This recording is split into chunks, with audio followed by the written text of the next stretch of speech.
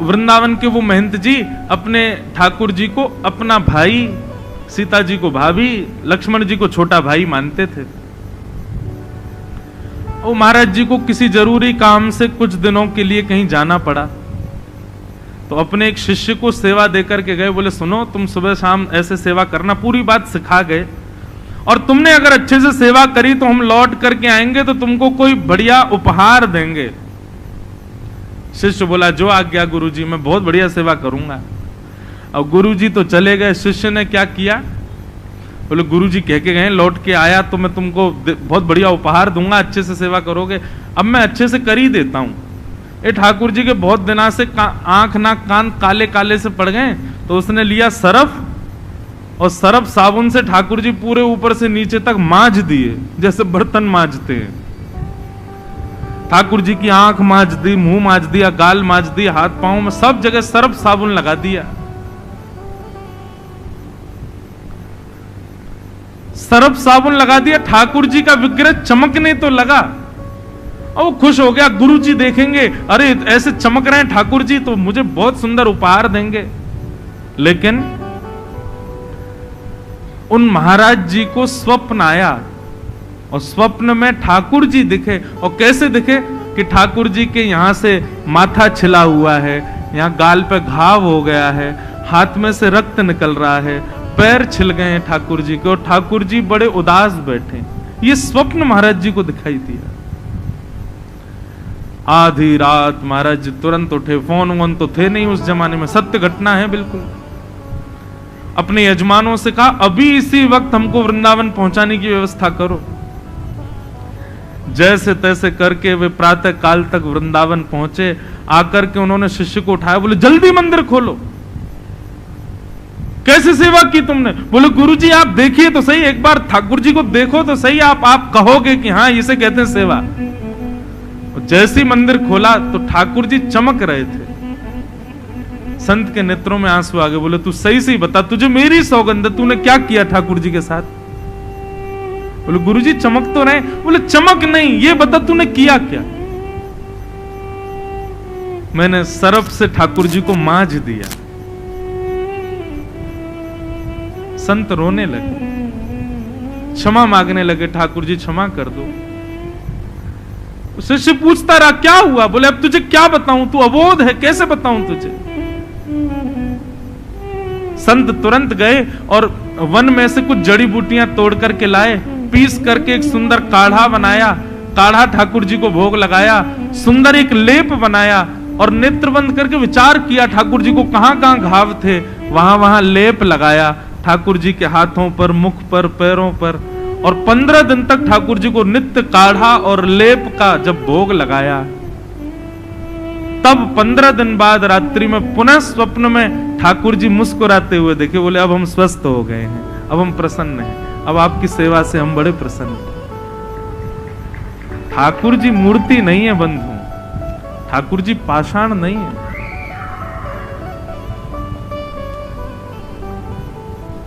ठाकुर जी चैतन्य हैं। सब लोग इधर देखो, यहां देखो, यहां देखो, यहां देखो, चैतन्य है भगवान। इसलिए भैया ये भगवान का दूसरा रूप है। ये बात हम क्यों कह रहे हैं? लोग बोलते हैं हम महाराज जी 3 घंटे रोज पूजा करते हैं। महाराज जी मैं सुबह 4 बजे उठ जाता हूं, स्नान ध्यान करके 5 बजे मैं मंगला कर देता हूं ठाकुर जी की, 8 बजे तक सेवा करता हूं। लेकिन माफ कीजिए, आप 4 बजे उठो, 5 बजे उठो, कितनी भी देर ठाकुर जी की, आप 4 घंटे बैठो, लेकिन आपके हृदय में भाव केवल और केवल पाषाण का है, तो आपका 5 घंटा भी व्यर्थ है। लेकिन आपके हृदय में भाव साक्षात चैतन्य का है, तो 5 मिनट भी बैठोगे तो बहुत है।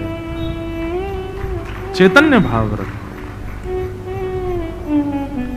तो ये भगवान का दूसरा रूप है। अब इसका एक प्रमाण बताऊं। आप अपने घर के ठाकुर जी को, बुरा नहीं मानिएगा लेकिन एक बात बता रहे हैं, बिल्कुल सत्य है ये। आप अपने घर के ठाकुर जी को कम भगवान मानते हो, और तिरुमला में बैठे तिरुपति जी को ज्यादा श्रेष्ठ भगवान मानते हो, तो इसका मतलब आपके चित्त में अभी चैतन्य भाव नहीं है। तिरुमला में बैठे जो तिरुपति हैं और मेरे घर में बैठे जो गोपाल जी हैं, इनमें और उनमें किंचित भी भेद नहीं है। ये भाव जब तक प्रकट ना हो जाए तब तक मत मानिएगा कि आप सेवा करते हो। वृंदावन में भीड़ लगी है, कल का अखबार देख लीजिएगा, 1 जनवरी का रिकॉर्ड टूट गए महाराज, कितने सालों के बिहारी जी के दर्शन की भीड़ लगी है। और दर्शन करने जा रही हैं माताएं, बहनें, भाई लोग, और अपनी डलिया में ठाकुर जी को लिए जा रहे हैं भीड़ में ही। अरे जब दिख रहा है इतनी भीड़ है तो अपने गोपाल जी को बिहारी जी मानो ना, उनको क्यों नहीं प्रणाम कर रहे हो? हम विरोध नहीं कर रहे कि आप मंदिर मत जाओ, हम विरोध नहीं कर रहे आप तीर्थ मत जाओ। जब समय मिले, जब अवकाश मिले, जब अवसर मिले, जरूर जाओ, परंतु अपने घर के ठाकुर जी को उनसे कम मत मानो। वे भी समान है, वे भी समत्व है। और ये समत्व वाली बात हमारे चित्त में कब आएगी? जब हम ठाकुर जी को पाषाण नहीं चैतन्य मानेंगे।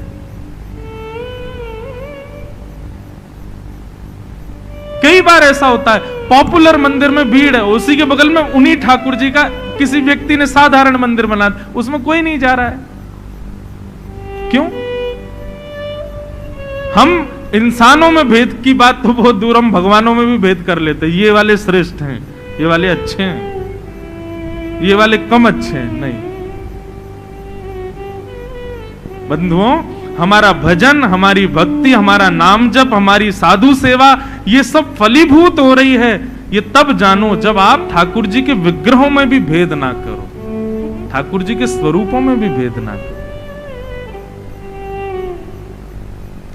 तो भगवान का पहला रूप सत्य, ठाकुर जी का दूसरा रूप चैतन्य, और ठाकुर जी का तीसरा रूप क्या है? आनंद। हमारे गुरु जी बहुत अच्छी व्याख्या करते हैं। वे कहते हैं जब आप ठाकुर जी को सत्य मान लोगे, चैतन्य मान लोगे, तो आपके घर के ठाकुर जी ही आपको आनंद प्रदान करेंगे, और वही आनंद स्वरूप है। ठाकुर जी आनंद घन है। किसी व्यक्ति को देखने में भी, बार बार देखने में आपकी नेत्र थक जाएंगे, लेकिन ठाकुर जी को कितना भी दिखा दो, नेत्र कभी नहीं थकेंगे। क्यों? क्योंकि वो सुख प्रदायक नहीं है, वो आनंद प्रदायक, आनंद देने वाले। आहा, ये भगवान के 3 रूप हैं, सत्य, चैतन्य और आनंद। ऐसे सच्चिदानंद भगवान के कर्म क्या हैं? बोलो विश्वोत्पत्त्यादि हेतवे, विश्व की पहले उत्पत्ति करना, विश्व का फिर पालन करना, और विश्व का संहार करना। ये 3 भगवान के काम हैं। तापत्रय विनाशाय, 3 तापों का जो विनाश करते हैं, ऐसे श्री कृष्णाय वयम नमः, ऐसे श्री कृष्ण को हम बारंबार प्रणाम करते हैं, वंदन करते हैं। भागवत जी का प्रथम श्लोक। तो बंधुओं, आज ठाकुर जी से संबंध जरूर बनाना, ठाकुर जी को सदैव चैतन्य मानो, ठाकुर जी के प्रति यही भाव रखो। अब जैसे कि हमारे लाल जी हैं, लोग बाग कथा सुनते हैं तो मुझे अपेक्षा होती है, मैं मिलता हूं ना जब लोगों से, तो मैं टेस्ट करता हूं, ये बोल रहा है तो इसकी बोली में पता चले कि इसने कथा सुनी है कि नहीं। अब कई लोग आते हैं दर्शन करने हमारे ठाकुर जी का, और ठाकुर जी का देख के फिर मुझसे क्या बोलते पता है? महाराज जी आपने कितने के लिए ठाकुर जी, कितने के खरीदे? भैया हमारे मन में तब एक ही पंक्ति आती है। मीराबाई से किसी ने पूछा, हे मीराबाई तुमने अपने गिरधर लाल जी कितने के लिए? मीराबाई कहती हैं, कोई कहे सस्तो, कोई कहे महंगो, कोई कहे सस्तो, कोई कहे महंगो। पर आप लोग भी यही उत्तर दीजिएगा जो आपसे पूछा, आपके गोपाल जी कितने के हैं? ये तो आवत, ये तो आवत, ये तो आवत प्रेम के मोल रे, मैंने लियो रे गोविंदा मोल, मैंने लियो रे गोविंदा मोल, ये तो आवत, ये तो आवत, ये तो आवत, ये तो आवत प्रेम के मोल रे, मैंने लियो रे गोविंदा मोल रे, मैंने लियो रे गोविंदा मोल, मैंने लियो रे गोविंदा मोल रे, मैंने लियो रे गोविंदा। ऐसे नहीं, करताल बजा के गाओ, बोलो वृंदावन में हरि लाल की।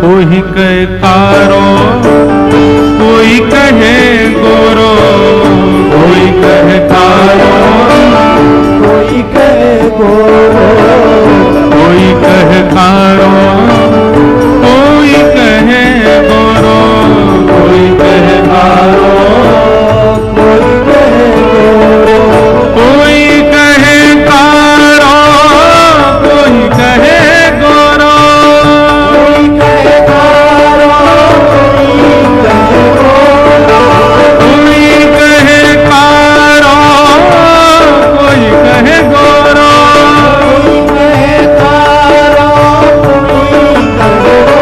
मायरी मायरी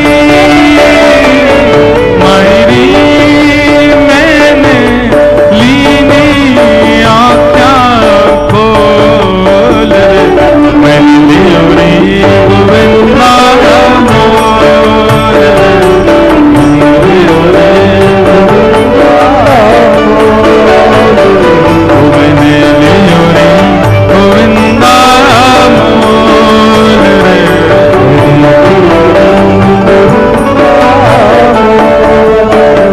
हे माहिनी माहिरी माहिरी मैंने लियो रे गोविंदा मोल रे, मैंने लियो रे गोविंदा मोल रे, मैंने लियो रे गोविंदा मोल रे, मैंने लियो रे गोविंदा मोल रे।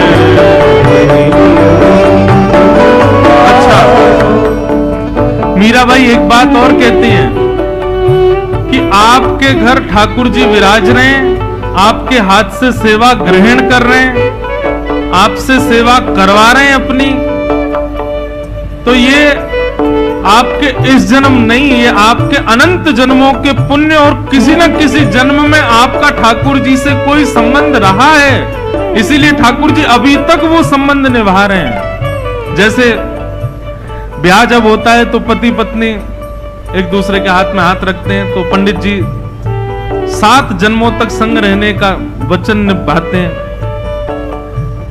तो निश्चित है कि अगले जन्म में भी आप कुछ भी बन के आओ, आपकी पत्नी जो है वो वही होगी जो पूर्व में आई है। अब अगले जन्म में फिर ब्याह होगा, फिर 7 जन्मों का हो जाएगा। तो इसका मतलब ये है, आप जितने भी जन्म लेते हो पत्नी एक ही है आपकी, वही रहेगी हमेशा। बस आप भी रूप बदल लोगे, वो भी। ऐसे ही आप एक बार वैष्णव हो गए, एक बार माथे पर उर्धपुंड विराजमान हो गया, एक बार कंधे पर शंख चक्र गुरुदेव ने आच्छादित कर दिए, या किसी भी संप्रदाय में आपने दीक्षा ले ली और एक बार ठाकुर जी की सेवा आपने स्वीकार कर ली, और भगवान मान के नहीं, अपना संबंधी मान के अगर आपने ठाकुर जी की सेवा प्रारंभ की तो निश्चित है जब तक आप जन्म लेते रहोगे तब तक आप भक्त ही बनोगे, तब तक आप वैष्णव ही बनोगे, तब तक आप कथा भागवत आदि ये आप इस जन्म में ही नहीं सुन रहे हो, ये पूर्व जन्म में भी सुने होंगे, पूर्व से पूर्व जन्म में भी, और आगामी अगर जन्म होंगे भी तो उसमें भी आप वैष्णव ही बनोगे। वैष्णवता आपकी कभी जाएगी नहीं।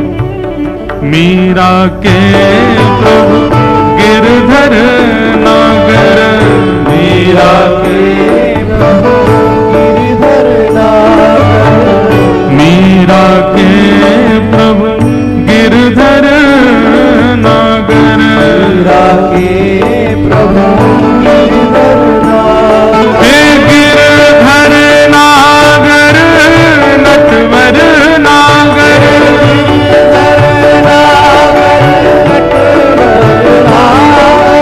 गिरधर नागर नटवर नागर, गिरधर नागर, मायरी मायरी मायरी, ये तो पूर्व जन्म को मेल कर लियो रे गोविंदा मोल, कर लियो रे गोविंदा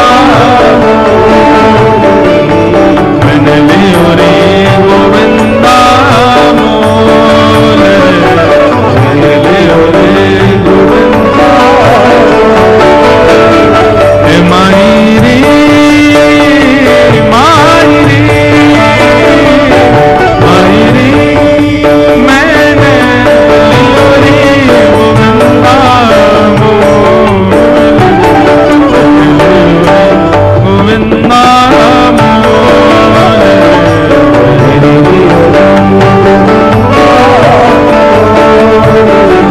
मैंने लियो रे गोविंदा मोल,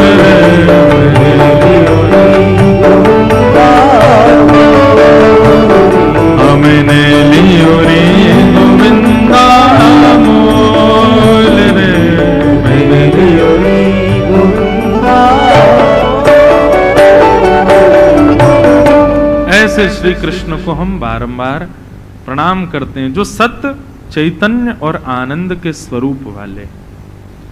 भागवत के महात्म का प्रथम श्लोक।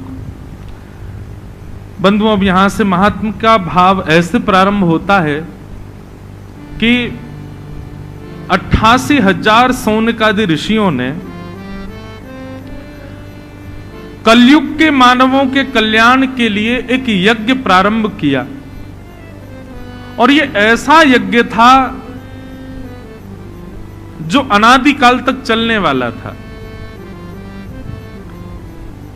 लेकिन कुछ समय बाद संतों को ऐसा लगने लगा कि हम जो यज्ञ कर रहे हैं इससे शायद मानवों का कल्याण होगा नहीं, कोई और ठोस उपाय करना पड़ेगा कलयुग के लोगों को सुधारने के लिए। तब वहां सूत जी महाराज का आगमन हुआ। सूत जी बड़े विद्वान हैं, तो 88,000 सौनकादि ऋषियों ने सूत जी से प्रश्न किया। बहुत ध्यान से सुनिएगा, क्या प्रश्न किया? अज्ञानध्वांत विध्वंस कोटि सूर्य समप्रभ, सूताख्याहि कथा सारम मम कर्ण रसायनम। हे सूत जी, आप ज्ञान के सूर्य हैं। हम आपसे प्रार्थना करना चाहते हैं कि आप कृपा करें और हमारे हृदय के अज्ञान रूपी अंधकार को दूर कीजिए। सूत जी ने कहा, प्रश्न करो, क्या प्रश्न है आपका? बोले, प्रश्न केवल यह है कि इस कलयुग में शीघ्र से शीघ्र पवित्र से पवित्र भगवत प्राप्ति का साधन क्या है? कलयुग में ठाकुर जी प्राप्त कैसे होंगे? क्योंकि समय तो हम लोगों के पास बिल्कुल भी नहीं है। बहुत विचित्र काल है कलयुग।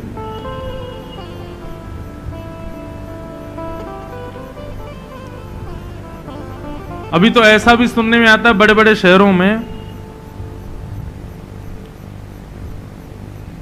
भारत में तो ऐसा नहीं था पर यूएस में हमने देखा था कि वहां पर अगर किसी की वृद्ध माताजी पधार गई तो माताजी पधारी सोमवार के दिन या मंगलवार के दिन, तो बच्चे फिर उनको फ्यूनरल होम में रखते हैं, उनकी बॉडी को एक जगह रखते हैं। कब तक? बोले शनिवार तक रखेंगे, रविवार को हमारी छुट्टी है, फिर उस दिन इनका फ्यूनरल करेंगे।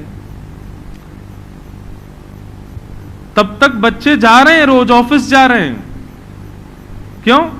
बोले ऑफिस नहीं छोड़ सकते, काम है, बड़ी मुश्किल से जॉब लगी है। अब यहाँ के अंग्रेज लोग समझते नहीं है, अगर माता पिता के फ्यूनरल में चले जाएंगे, आदि ये करेंगे तो फिर जॉब छूट जाएगी। अरे जॉब इतनी इंपॉर्टेंट हो गई। काश माता पिता ने भी ये सोचा होता कि बच्चे इतने जरूरी नहीं है भैया, अपना जीवन जी लो, मौज कर लो। उन्होंने जन्म देते समय ऐसा विचार नहीं किया, लेकिन आजकल के बच्चे ऐसे हो गए। तो समय हम किसको दे रहे हैं, कहां बांट रहे हैं? केवल अपने लिए जीता है आज का मानव। इतना भयानक हो गया कलयुग। लेकिन अभी थोड़ा मैंने एनालाइज किया कि जब से कोविड गया है ना, तब से लोगों में थोड़ी भक्ति बढ़ गई है। क्यों?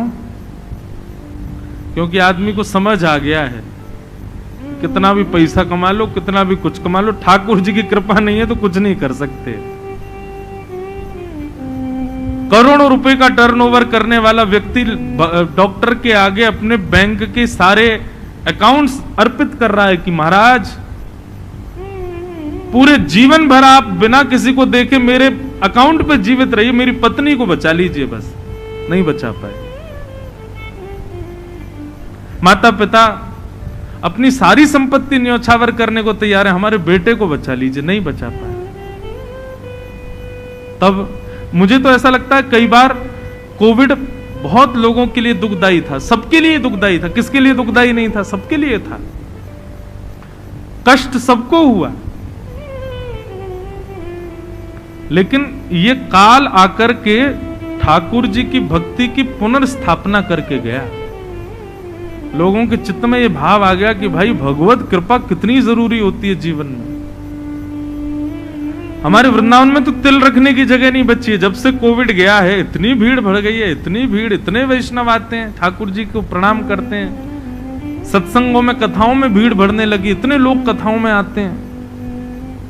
जो कभी मंदिर नहीं जाते थे वो प्याज लहसुन खाना बंद कर दिए, भगवान को प्रार्थना। चलो ये भी एक स्वार्थ की भक्ति है, पर किसी भी कारण से ही ठाकुर जी से जुड़ तो रहे हैं लोग।